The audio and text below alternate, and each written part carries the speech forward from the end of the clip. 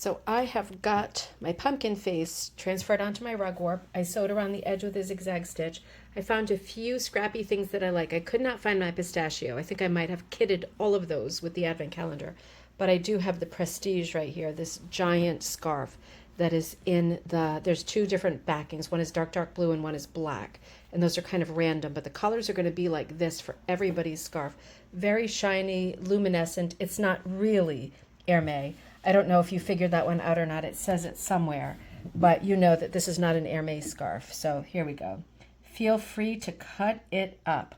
So I'm going to cut it up with my scissors into about, I'd say three quarters of an inch. Let me do a couple strips for you, and then you'll see how I'm going to cut it so that I can hook the background with it. I'm also going to draw with my Sharpie marker.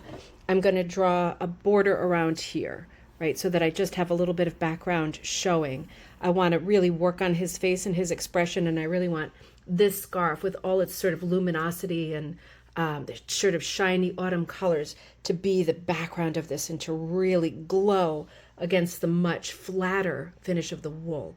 Let's see how cutting this works out. And as I box this out, you can see I have a very technical system for adding a border around it, right? The system is like this. My fingers go like this, and then they go like this here. And it's like, oh, pretty close. And then I'm going to go like this, holding the camera with one hand, and I'm going to come right here, and I'm going to make a mark right here. There we go. That is the pinchy fingers system. Pinchy fingers, right? Pinchy fingers can do it, right? The whole thing with working on projects from our advent calendar, from doing our Hocus Pocus month, the whole thing is you got the 30, 30 bags, little pouches, right, full of stuff. And that's not enough to make the Bayou tapestry, right?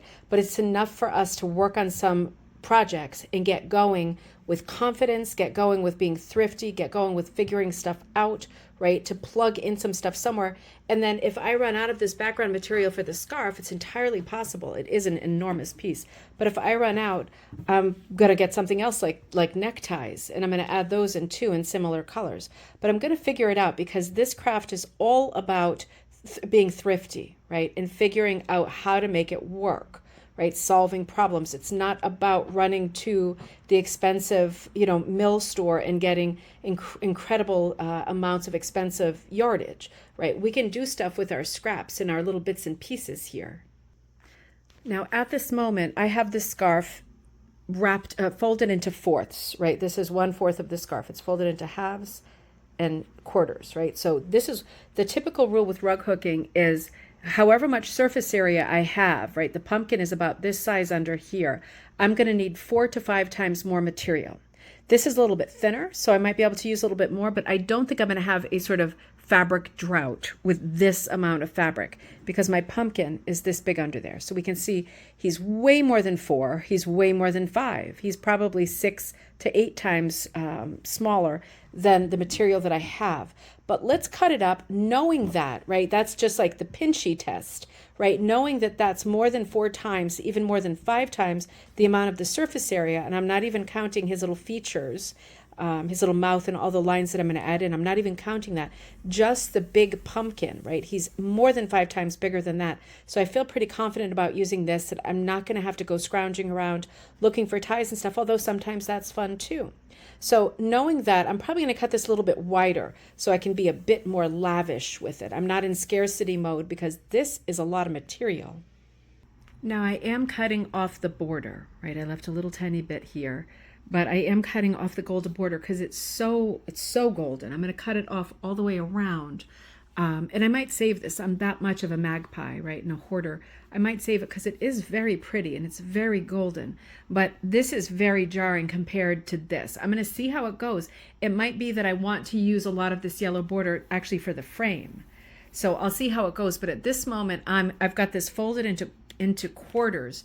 And I'm going to show you, I'm holding it with one hand, right? So it's a little bit tricky right now. I'm not at the studio. I'm going to be doing something like this. So I'm going to do it about like I said, 3/4 of an inch. And I'm going to cut through all 4. And I'm going to need 2 hands with this project, but all 4 layers. Easy peasies. So I have got my piece on the frame. I haven't chosen a name for him yet. This is actually this is a Moshimer. This is actually a coarse. You can tell because of the C. hook, and it's still really, really tiny. It's probably smaller than I want to use here, but I don't have a lot of hooks right here, and I want to keep going with the video. These are both tiny hooks. This is not a standardized hook. I'm just going to start with the Mashmer and see how it goes. So I've got my strips cut here, and I cut them with scissors, right? You were watching me cut them with scissors a little bit. So you know that this is not like big time, right? This is just thrifty, old-time rug hooking, right? We're not going nuts. I did not use a $400 machine. My strips are not exactly straight, but it's not going to make any difference. What I want to know is they're between 3/4 and an inch wide. What I really want to know is how do they hook? So I also want to try to focus on the shiny side. I want the shiny side showing. This is kind of the flat side. That's the more shiny side. And it is getting to be nighttime, so light is a little bit of a thing. When I hook things that are thin like this, I don't leave the tail up because I feel like it looks ratty. So this is one of the rare occasions where as I hook, I keep the tail down. And I think this is going to hook up a treat. I'm hooking a little bit high and lofty just because I think I have a little bit of extra, right? And I keep pulling it back under because it's turning under my fingers. There we go. And you might not be as persnickety as I am about the way the loops look, and you shouldn't be, right? It's a real thing for me that slows me down, the persnickety stuff. If you're happy with them just looking good, when they're all crowded together, you're not going to be able to tell how lofty and perfect they are, but I do get a bit crazy. And I'm just judging as I go. That was too far away. How far away my loops are. Now I'm using rug warp, remember. I think I switched to not the dark side, but the flat side. There, the shiny side is back. And because I'm outlining here, I'm just being a bit thoughtful about keeping it along the line. People often say, do you want it on the line, inside the line, or outside the line?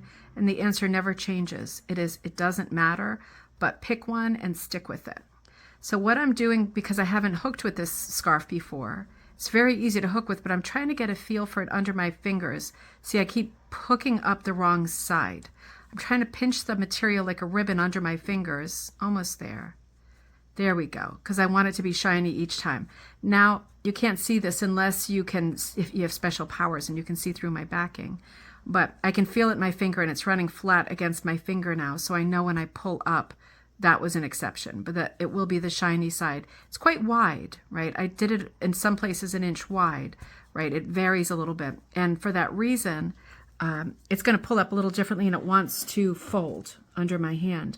And that's okay. I can manipulate it and fold it back. And of course, when I get all the other loops along the sides and I get this filled in a bit, it's not going to make much difference.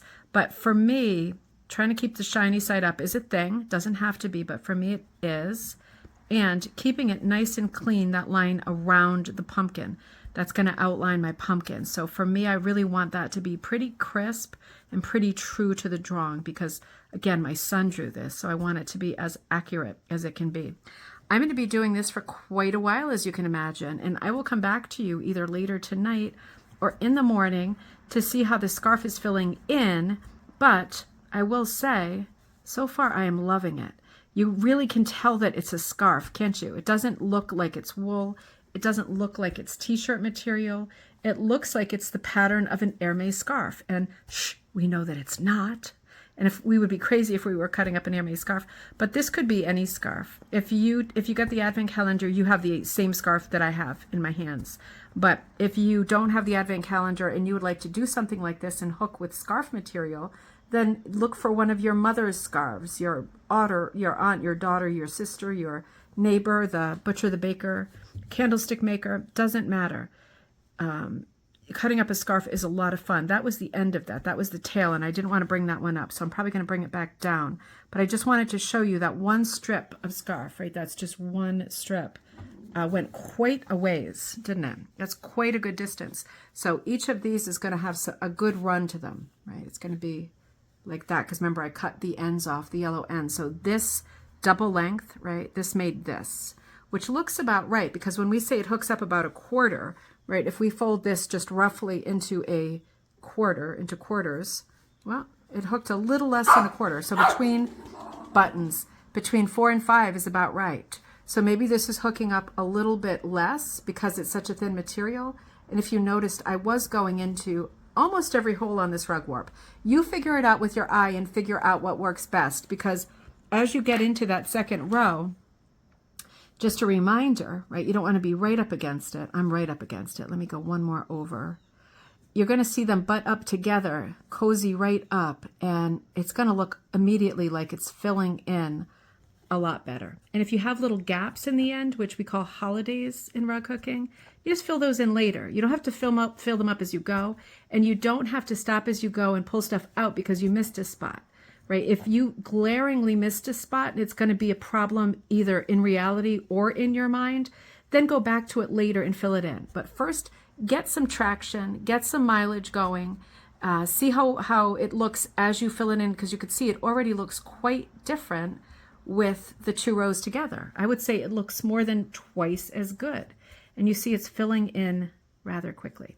So I'm going to do this for a couple of hours, and then I will come back to you and touch base when we see a little bit better what this scarfy background is going to look like. I'm going to work on rug warp because I have a smaller scrap of rug warp here. I always do this to myself. I look for scraps where this like the end of the bolt. I hate wasting. I'm in the perfect craft, aren't I, with the rug hooking, doing this kind of thrift craft where I don't waste anything. I'm going to work on rug warp, and I'm hoping it's not going to be too tight. I will let you know if it is. This being the tightest of the traditional backings, rug warp, even tighter than monk's cloth, right? And it's quite thick in texture too. Oh, I should sew around the edges, shouldn't I, before I take it home, because that wants to unravel very easily. But this is the tightest backing, so I want to make sure that that scarf material doesn't get too pinched when I hook it, because the backing is so tight. Let's see what happens. So I am working away at my pumpkin, who I don't know what to name him because this is Teddy's picture. Maybe I should be asking Teddy what to name him. So you might have noticed some differences in the way that I'm going to call him Winking Peter for the moment. The way that Winking Peter looks as opposed to the way that I started him, because I had some trouble. I put it on the rug warp. Do you remember? I traced it first on the rug warp, and I traced it very, very large, and I started hooking it, and I realized that I would certainly run out of my scarf material, which for a rug hooker should not be a four-alarm fire, because we should be quite used to the practice of finding something else and thrifting it up, right? But I was way, way, way off. I was making it enormous. And then I had to ask myself, how many hooked pumpkins do I need in my life? Because I have, as you can imagine, quite a few. So I made it, I sketched it. Sorry about that, the video cut off.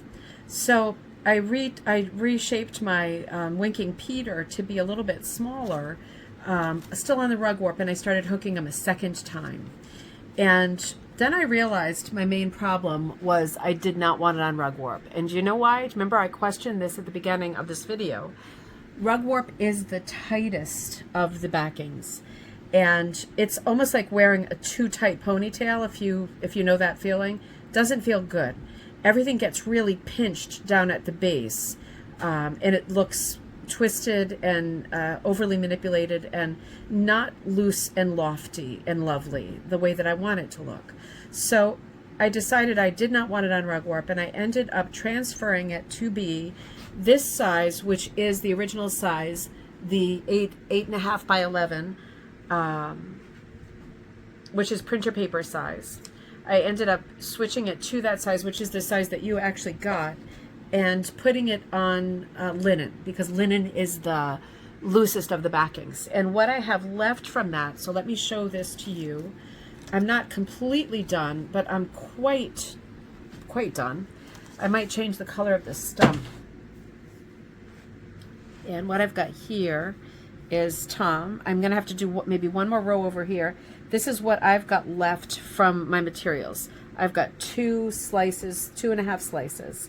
And my materials, because I hooked it essentially 3 times, got really frayed. So now I'm going to have to go in with my scissors. I've just got my regular kitchen scissors, but I'm going to go in with my bent scissors later and just check the surface of it so that it is pretty clean, because I like the really soft, cushiony feel to the piece. It is really lush, right? It's very soft and springy.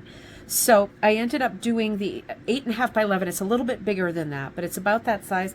And I could not in the end find my pistachio. So I just took all of the colors that were like pistachio, and I just used all of them. I cut them all a little bit differently, right? All these different shades of pistachio.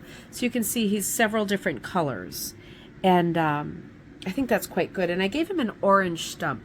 I'm not entirely sure about the orange stump, but I like the way that the loops came out. I really do. Using a scarf is a lot of fun. It's so thrifty. It's so lustrous, right? This is like a polyester scarf. You could use any material of scarf, but I think it really made a beautiful background pattern. Very seasonal too, with the dark navies, the black, the mustards, the goldenrods, and the oranges. Shall we look and see the original drawing that he did? And let's ask him if he has a name for this piece. So this was the inspiration. You bring meaning to my life. So when did you make this beautiful pumpkin? It says on the back 2021, so, and it's October, so I guess it's October of 2021. So you probably can't see because it's in white, but he made some little white slit marks there. Here, you hold this thing that you did, and I'll hold this thing. Hold it up like this, Ted. I'll show this thing that I did. Right, so it is a little bit smaller because I did make it that size originally. Which one do you think is better? Well, obviously the original is better. But you like this piece? Yeah, I like it. And what is his name? Can we give him a name?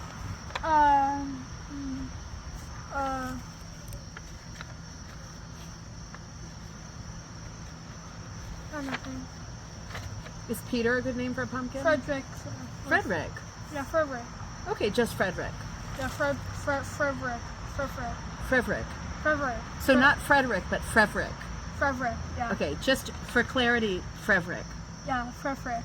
Here's Frederick. I'll put him down here so we can get one good little picture of him. And yeah, Teddy, I'm going to trim him down a little bit and tidy him up.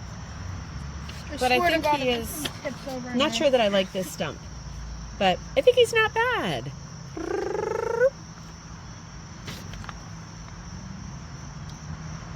And I will see you next time at Ribbon Candy Hooking.